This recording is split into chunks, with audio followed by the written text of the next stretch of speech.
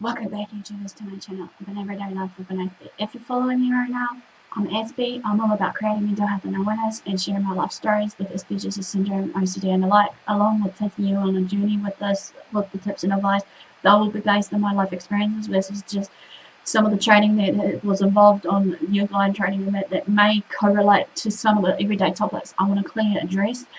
It's been brought to my attention, as well as obviously that there has been some, conflicting issue, whatever it may be, of certain things that's going down with me, of certain topics I share.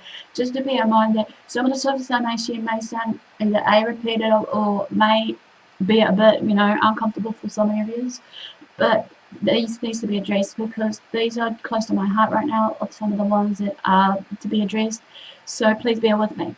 So, as a disclaimer, as always, before I begin my next part of the Narcissist series, I'm no doctor, I'm just your normal everyday Joe vlog, sharing my life stories and experiences with you all, as you're journeying with me, sharing your life stories, maybe also. It's just give and take. So, if you see any warning signs and symptoms in the way of scheme of things within yourself or your loved one, seek professional help for yourself or your loved one, or even seek professional second advice if need be. If you feel some of the stuff that I give out to you as a form of advice doesn't think fit or what have you. So, as you know, basically, I'm trying to finish up some bits and pieces, even though it will be real broad and wide of these topics, especially the series that I'm doing right now, the Narcissist and Sociopathic series. This is also the main series and some more mental health series. I'm hoping to try and find some message of hope for you all as well, for the ones that are clearly struggling, or just maybe personal everyday things, regardless of what you go through in your everyday. So please bear with me on that front.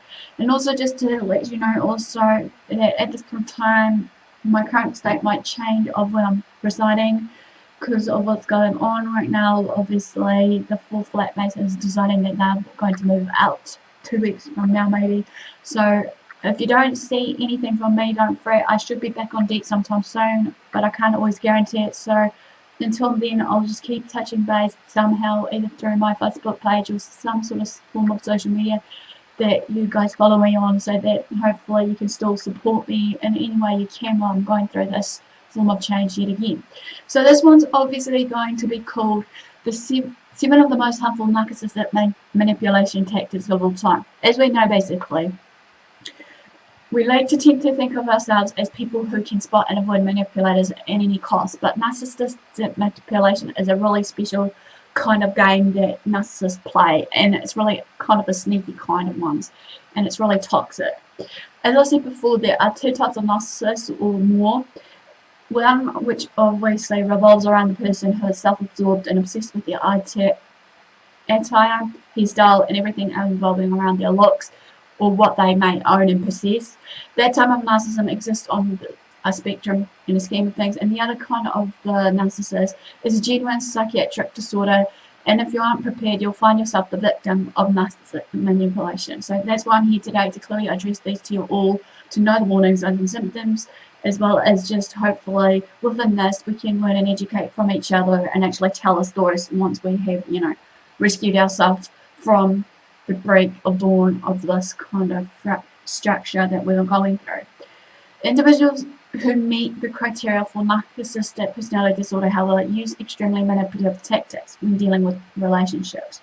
This is due to their dishonesty, lack of empathy, and their tendency to be outwardly exploitative. Recognizing these harmful influences and removing ourselves from that grip of the narcissistic manipulations is the best thing we can do to protect ourselves and our mental health and emotional well-being. So here are 7 of the most harmful narcissistic manipulative tactics I can think of. So let's begin these. Number 1, public and private shaming. Whether it is in public setting or in the privacy of your own home, a narcissist will make comments that may belittle you, or that will eventually belittle you, seeking out, obviously, as they do, attention and also some sort of reaction from you. They will derive pleasure from making others feel so small, making them look like the victim look weak or appear less intelligent than themselves. This form of manipulation is really subtle and done dangerously so with this narcissist. You won't recognize it under the guise of, "I'm only kidding. Can't you just take it, Joe?" Or, "I'm just plain out helping you." Eventually, you begin to rely on these hurtful words Rather, you rely on the hope that one day you will be good enough and they won't have to say these to you over again to seek out their validation through and through. Trust me, you are good enough already. You are worth everything you have. Number 2, third-party reinforcement. Of course, the narcissist obviously needs their backup from their crew, if need be. Their egos are massive, and as big as they are equally fragile and need to treat with care, obviously. This means that in regards to this, regardless of what you say or how much logic you may use, or what facts you have on your own side, you won't forever win with them. You can't. They have already swayed one of their friends or colleagues to convince them to take their side, unknowingly or unbeknownst to you or close to you. So now you, the person you intended to have the conversation with, and a third-party member of their choosing are now all part of this triangle to defeat from hell. Number 3, minimizing your worth.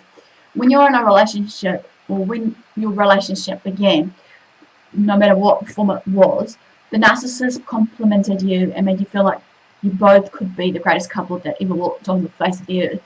You were so happy, and you thought you were. Then they started changing things around a bit. The compliments turned into things you need to change about yourself. The way you like your hair is now dated or silly. Your awkward puns that everybody genuinely enjoys, those are dumb too, however, to their eyes and ears. And the people only laugh because they pity you. You will never feel like you are worth more than what they say you are. Number 4, perpetuating the role of the victim. Despite the fact that you're the one who is being victimized, the narcissist will turn it to themselves that they are the victim. You might want to have to tell them how it feels like talking to a brick wall when you try to get through to them, and the narc will say something like, "See, I just can't seem to get through to you." It literally makes no sense whatsoever, and the words will have questioning afterthoughts if you really are the one to blame. Maybe you just haven't been clear enough. Don't fall for this kind of manipulation. Number 5, gaslighting. Each one of these types of manipulation can damage your mental and emotional health. And this does happen because we start to doubt ourselves with the clouds of doubt and negativity, and then we tend to question our sanity. We then also, again, begin to question if we really said something or done something wrong, or if they never said something, or if everything else seems the same thing. Everyone else sees the same thing that you do, right, in that present time. Well, unless they are living with them, someone else isn't going to see what you see, right? Gaslighting works exceptionally well for the narcissist because there is no proof. You can't prove how they feel, and you can't prove if they see something or acted irrationally. Of course, you could record them, but then you would be the crazy one. Again, it goes back to making you rely on them for your sanity, your worth, and the very basis of reality. If that's not dangerous, I don't know what is, to be honest. Number 6, controlling everything.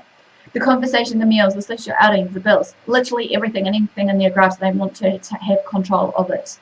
The narcissist feels the need to control these things, so they are the centre of attention and the main focus of that relationship. If you want to talk about your day, go for it, but know that you're not going to be heard, or they won't hear you. They won't forever remember everything you said, and the conversation will immediately encompass their day. This immediately causes you to forget all about yourself and what you want. As soon as the relationship reaches to this level of manipulation, stop and ask yourself, what are you doing and where you can go from here to better your life. Last but not least, 7, project and deflect. Remember, the narcissist is so flawless. So if they're upset about something at work, or if they've been made aware of one of their many flawless attributes, they are going to take it out on you. And guess what? You're going to be prepared. You can't be. When you say something that triggers them, and it could be anything under the sun, however, you become their target of their aggression. Not only is this dangerous for your mental and emotional health, it can be detrimental to your physical health as well. Increased levels of cortisol rushing through your body when you're forever stressed, when those levels of stress are elevated, obviously will lead to too much of it, can cause heart problems. Anyway, to end this, hopefully knowing these signs that I'm sharing with you all today can help you to